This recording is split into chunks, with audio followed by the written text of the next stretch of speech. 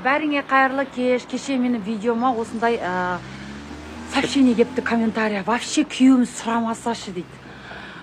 Мен айта кетейін, мені тыңда жаным. Бізде қазақтың әйелдері көбінесе постель жағына келгенде қолымыздан ұстап қалады ғой, рас қой. Жатасыңдар бүйтіп тырысып, күйеуіміз бізді қашан істейді, қашан мені аймалайды. Ол бейшара бір рет істейді, 2 рет аймалап істейді. Сосын қашан ол да сенің қалағаныңды, что ты оны хочешь, ол да не деді ғой, күтіп жатады ғой сені, мені қашанғы мен аймалай беремін деп. Сөйтіп бір-бірлеріңе ерегісіп не істейсіңдер, ұйықтап қаласыңдар. Сен неге әдемі іш киімдер киіп, күйеуің үстіне шығып, да, аймалап, шешіндіріп меске. Сен жатта тырысып мені қашан істейді екен деп, әбден сондайға. Сосын таңертең не істейсіңдер сен қатын, не істейсің сосын? Тұрасыңдар, күйеуіңе жынданып, бірақ айта алмайды да біздің қазақтар, сен мені бүйткен жоқсың, сен мені сөйткен жоқсың деп.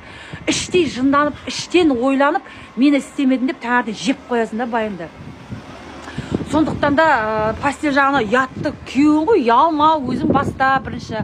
Сосын маған мына жерде көп әйелдер жазыпты да, ашуланыпшы, маған өйтіп ашуланбаңдар. Рас қой, тұрмысқа шыққанда өз-өздерің жоғалтып аласыңдарың.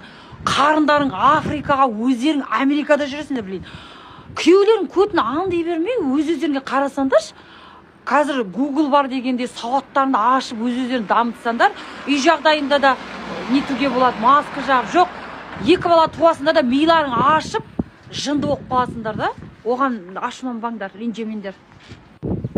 Негізі айтатын нәрсе көп, күн аяз, пипец.